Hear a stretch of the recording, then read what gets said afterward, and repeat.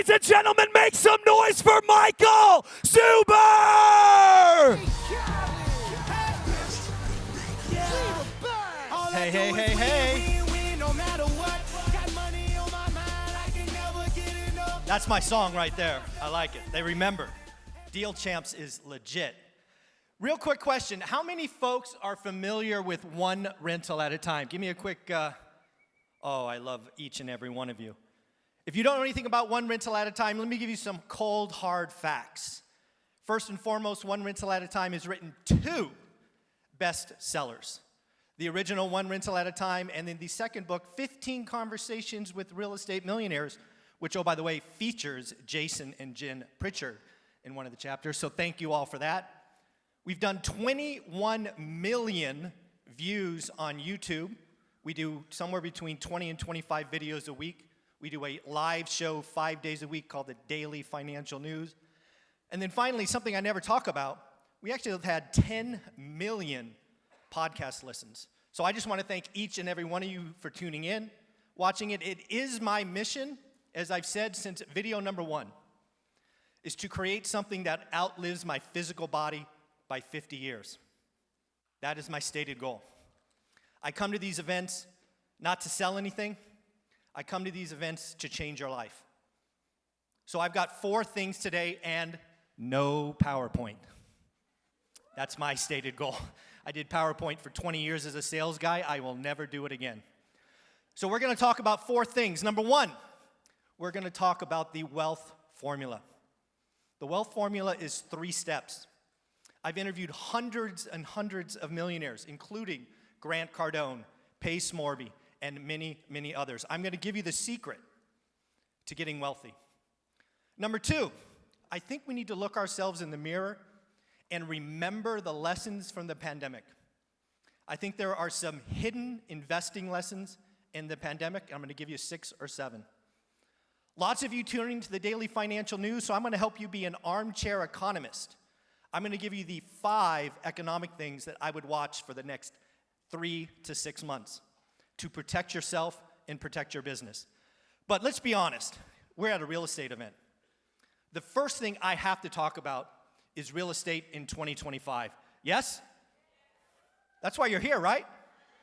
So I have 3 things to say about 2025. 1 is really bad.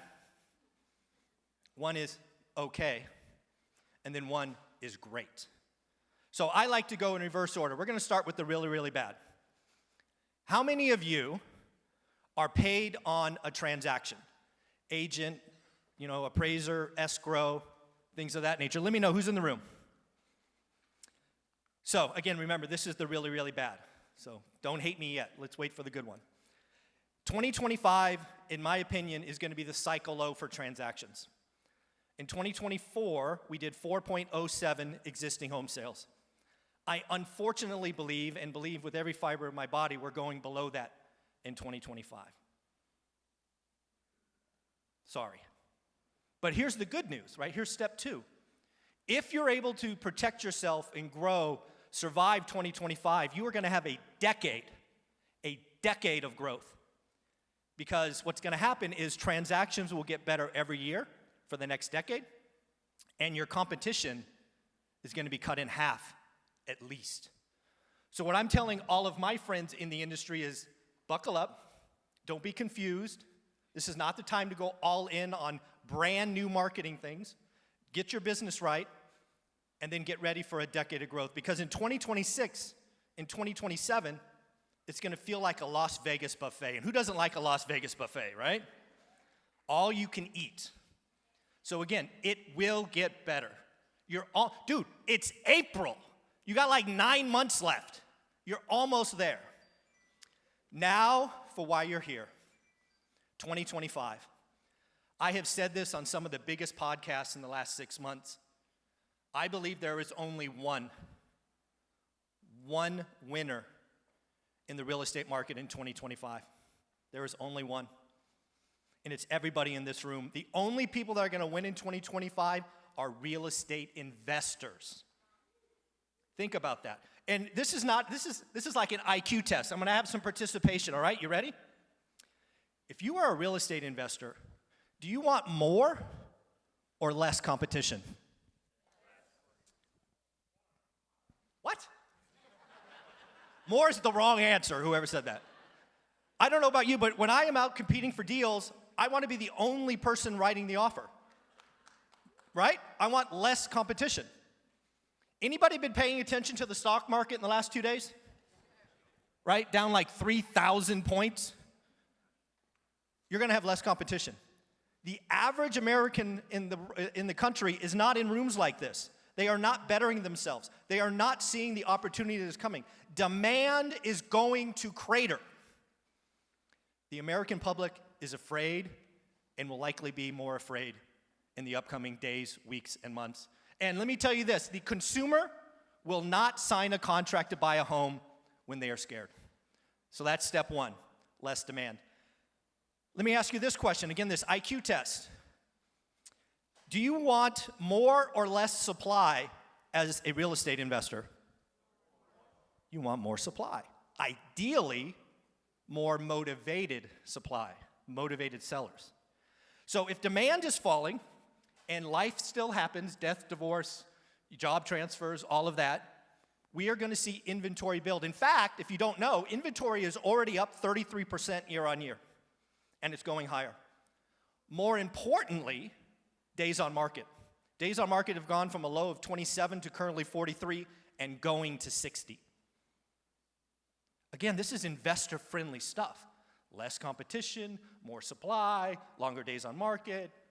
You got me? And then the last thing, as real estate investors, do you want higher or lower rates? Guess what's happening today? So again, 2025 is the real estate investor year. This is the year we get a buy box, we write disrespectful offers, we follow up, we follow up, we follow up. 2025 is going to be the year some of you do your best deals of the decade. It will be the year some of you do seller finance deals. It will be some of you do your first novation, your sub 2, whatever it is. There are people that are going to have to sell, and you are the only person that's going to help them. Be excited for 2025.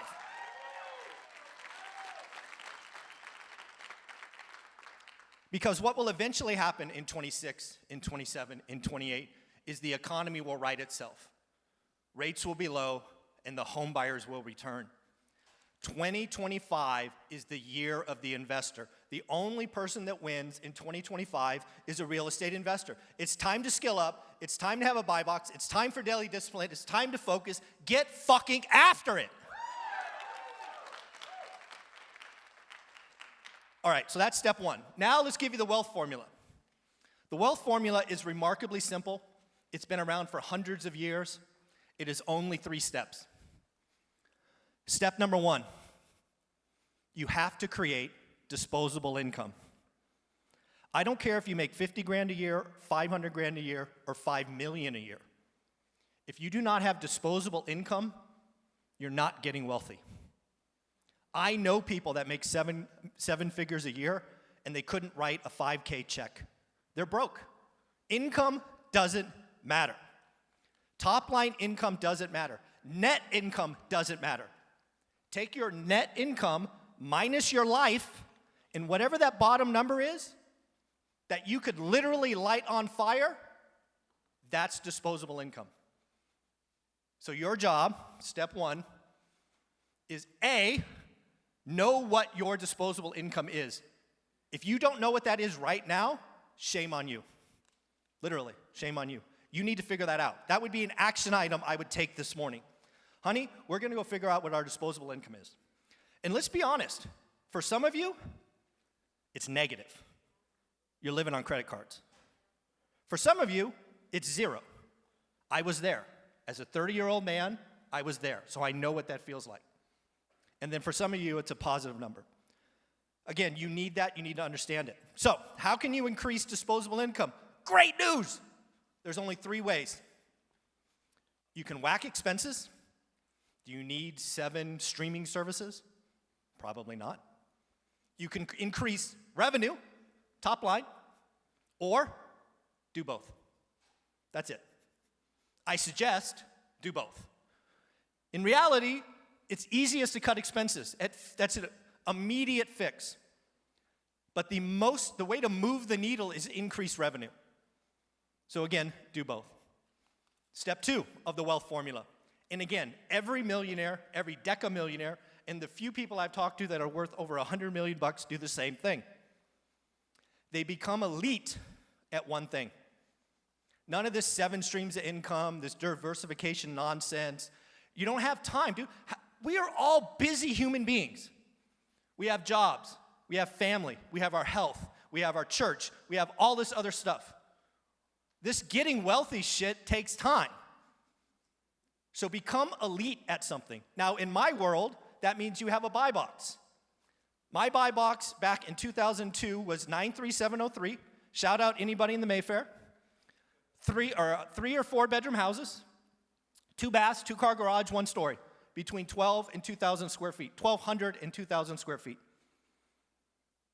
I knew that buy box better than anybody else on the planet. And when something came in that was a great deal, we bought it. I don't care if you want to become elite at classic cars or Pokemon cards or wine or comics, whatever. Pick your thing and get focused. Don't be distracted. Don't be that person that says, I'm going to learn crypto. I'm going to learn options. I'm going to learn, something else. You have a life. You have very scarce time. Time is our limiting factor. So pick your thing. That's step 2. And step 3, you guys hate me when I tell you this, but it's true. You got to do it for a decade. This get rich quick nonsense, this be rich next 90 days nonsense, that's not how you build legacy wealth. You've got to be committed to this process for a decade.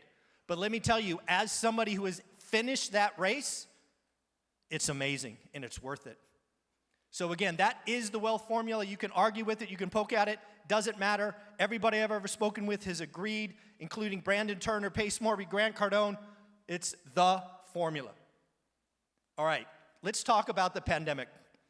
I think there was some financial lessons that we should all learn from the pandemic. And again, if you don't learn the lessons, you will repeat them. And I used to have a rule when I ran sales teams. I don't mind mistakes, but you can never repeat them. Because it's a repeated mistake that burns. Because you already paid the price once, so don't do it again. That is when things became unacceptable. So let me give you my list of lessons that I have seen myself learn or people in my network learn. Here's number 1, and it's a big part of one rental at a time. And again, you could throw rocks at it, you could hate it, it doesn't matter, it's true. Asset owners win. Anybody pay attention the last 5 years? Asset owners win. Said differently, inflation is a feature, not a bug. Asset owners win. If you own assets, real estate, businesses, stocks, whatever, you have seen your net worth rocket higher. If you can own assets with leverage, with 30-year fixed rate debt that somebody else pays for, has tax advantages, really good stuff, AKA real estate, right? So again, the economy has done the same things for decades, if not hundreds of years. We are in a soft patch right now that, again, could get bad. This is the time, as you will see, to get rich, to find the motivated sellers, to do those things. So we'll talk more about that in a minute. The opportunity in 2025, as I said in the opening, is for investors. So again, I don't say pay list price, never pay list price, get credits, get buy downs, get seller financing. This is the time to strike life-changing, legacy wealth building opportunities. Here's one that's always bugged me. Bigger is not always better. Who in the room has heard Grant Cardone say, if you don't buy 32 units, you're a loser? All of us, right? Well, guess what? As I have said for a long time, there are plenty of people who are limited partners in big syndications that have already lost all of their money. Bigger is not always better. You know what's better? Better is better. So in my world, you calculate the return, AKA yield, return on capital, cash on cash, whatever you want to call this fancy metric. What produces the best return? And as always, I give you real examples. In our portfolio, we have something as small as a 1-bedroom, 1-bath, 512 square foot house.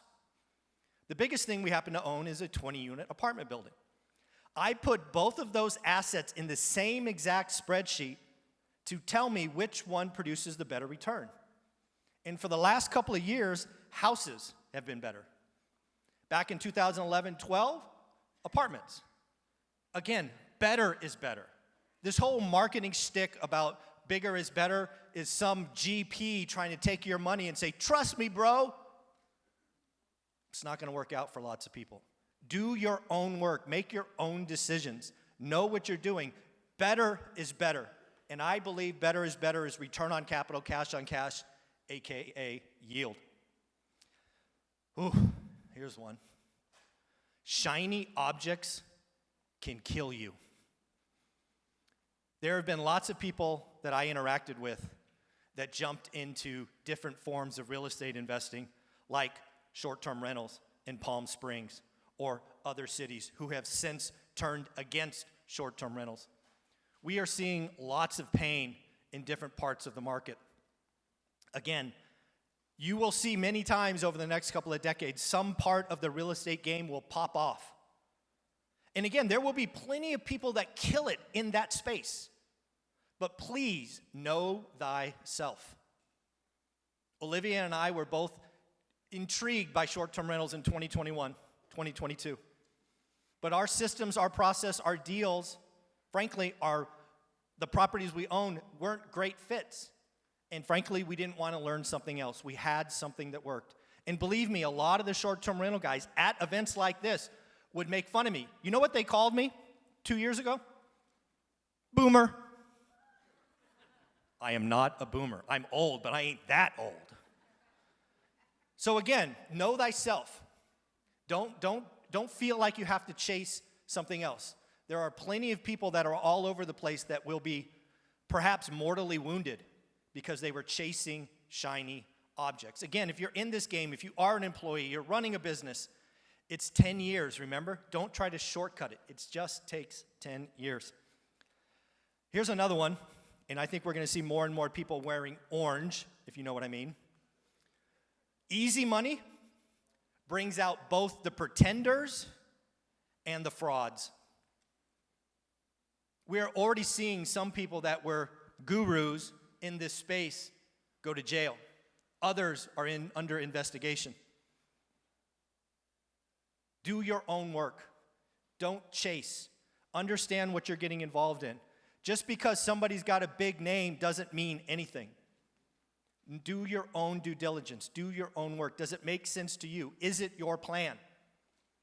And again, you will see this before. We have been buying real estate since the early 2000s. What we are experiencing right now is the same nonsense from 06, 07, and 08. It just is with a different name. So again, if you're in this game for a decade, you will likely see this again. So again, don't repeat mistakes. That is where things get expensive. I got two more here, and then we'll get into the armchair economist. This one is a big deal for me.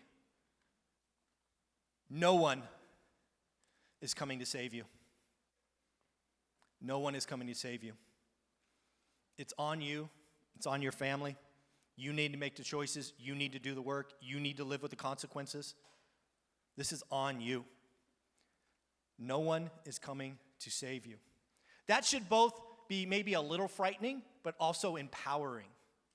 I don't know about you, but I would much rather control my own destiny than have some other entity say, hey, we like you, you're going to win. We don't like you, you're going to lose. No one is coming to save you. You're in rooms like this because you believe that. You're investing in yourself because you believe that. So kudos to you. Here's one more, and I got this from Coach Carson. I love to give credit where credit is due. Coach Carson, at our event in Vegas 2 years ago now, talked about what is enough. In the social media world, and I am just as guilty as some of you in the room, we have comparison syndrome. Who in the room would not want to be Pace and Laura Morby? Just balling, enjoying life, arguably worth $100 million, right? That's a lifestyle that lots of us look at, myself included, and go, oh, I could do that. I could be like that. We could be like that. And then I step back and go, damn, that guy's like in 9 states in 7 days. Like, do I want to get on an airplane that much? No. Right? So again, don't suffer fools. Know thyself. Know what enough is. One of the things I highly recommend you do is get with your significant other, if you have one, and really internalize, what does my life cost? What is our ideal life cost? In fact, I will give you a piece of homework that others have paid me money for. If you really want to have a fun conversation with the family, if you have kids, say kids over 10, include them in the following. I suggest you sit down and you design 3 lives. Let's design the base life. What are we living today? And I'm going to put some numbers on this just so there's some context. Let's say your life today costs $8,000. And if you had $8,000 coming in from passive incomes or business or whatever, you would be happy as a clam. That's step 1. Step 2, again, with the family. Have a discussion about what's the minimum. Like, what is the bare minimum we need? Because then you start thinking about what you could cut out, what would be uncomfortable, but you're not going to have a life that's worth $8,000. Maybe it's $5,500. And now for the fun one. Design just the most spectacular life you can imagine. I've done this with hundreds, if not thousands of people, and I have seen people come up with 20, 25, 30, 40,000 months, right? $40,000 months just to have their life. Work with the family. So design those 3 lives. Get input. Where do you want the second home? Do you want to fly first? Do you want to fly private? Right? What do you want this spectacular life to be like? Because once you do that as a family, you have a North Star. You know what the minimum is, you know what the base is, and then you can always shoot for the stars, the balls to the wall life. Again, take that action item. It's free. Have fun. It is a great experience getting the family involved. Who's going to do that over the next couple of days? Not enough of you. All right. So I'm going to help you be an armchair economist. We are going through some stuff, this tariffs, this trade war. China retaliated this morning with 34%. Lots of negotiations going on. Get your head out of the headlines.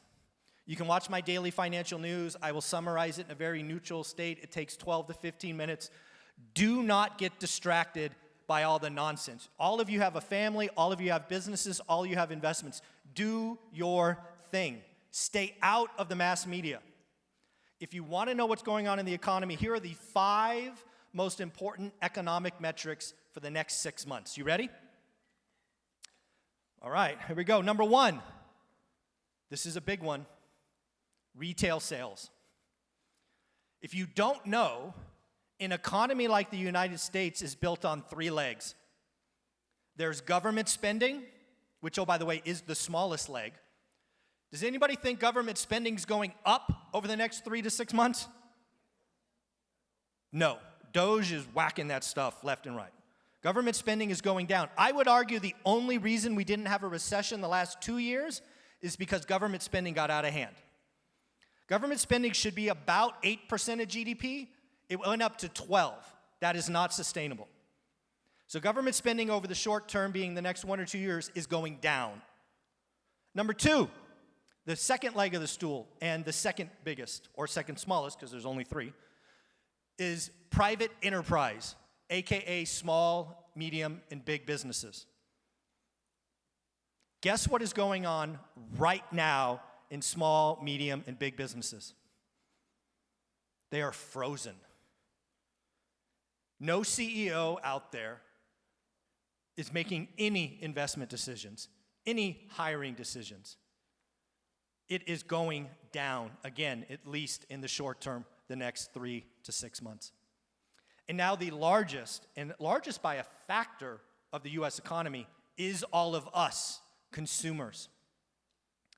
Now, we are very likely to see an artificial bump in Q1 because a lot of consumers bought ahead.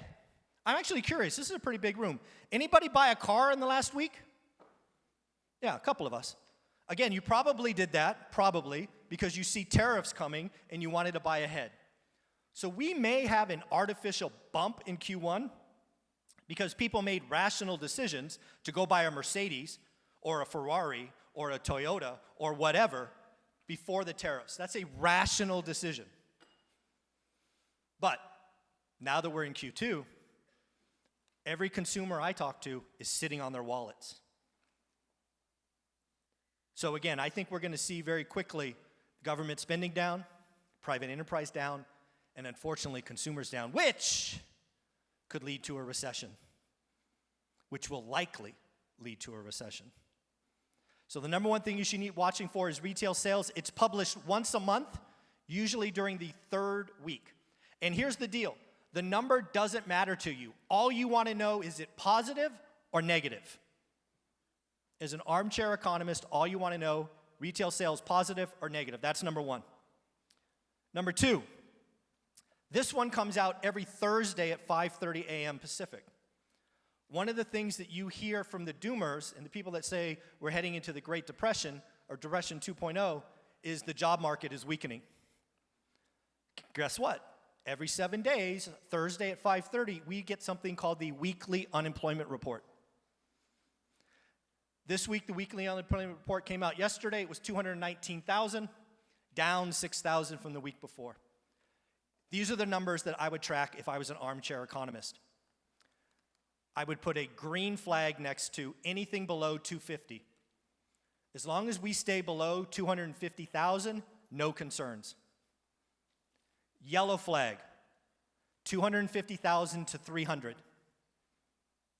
Red flag, anything over 300. If we start seeing weekly unemployment claims go up to 312, 325, danger, danger, danger. All right, you got me so far? Okay, all right, just making sure. Next, again, everybody in this room is interested in real estate. So one of the things that I would look at weekly, it could be Monday, it could be Friday, just whatever day of the week you want to look at, is the 10-year note. The 10-year note, the last time I checked, which is about 25 minutes ago, is down under 4%. I think it was 3.94. The 10-year note is very important for lots of things. For real estate people, it's because it's what the base is for mortgages. Right? Historically speaking, if you watch the daily financial news, you know for 40 years, the additional bump off the 10-year note was 180 basis points or 1.8. In the pandemic, it went as high as 3.06. Today, it sits at about 2.6. As we get more certain that gap will close, we will eventually get back to 180. But again, if I was interested in real estate, I want to know what the 10-year note is doing. It is good enough for you all to watch once a week. So put it on your calendar, just check it, and think lower is better. All right, got two more. Number 4. The Federal Reserve is supposed to fight inflation, stable prices they call it, and keep the job market healthy. The Fed has told us very clearly what is the most important inflation reading. Again, if you want to geek out, there's CPI, there's PPI, there's headline, there's core, there's month-on-month and year-on-year. Don't worry about that stuff. I'll do it for you. The one that you should watch is the one that the Fed says is most important. And they have told us for years that the most important reading is PCE, Personal Consumption Expenditures, core. That comes out at the end of the month. And again, all you're looking for is it to go up or down from the month before. Currently at 2.8. Unfortunately, it was 2.6 last month. So if you're not paying attention, that's the wrong way. We want that number going down. And the fifth and final thing to watch, and again, as real estate people, is active inventory below the median. I believe the housing market is broken. I believe we are seeing inventory stack up above the median. So if you are a real estate investor, you are likely shopping below the median. So I don't care what the total active inventory is. I want to track active inventory below the median price for my market. Is it going up? Is it going down? Folks, I nailed it. That was 30 minutes. Thank you very much.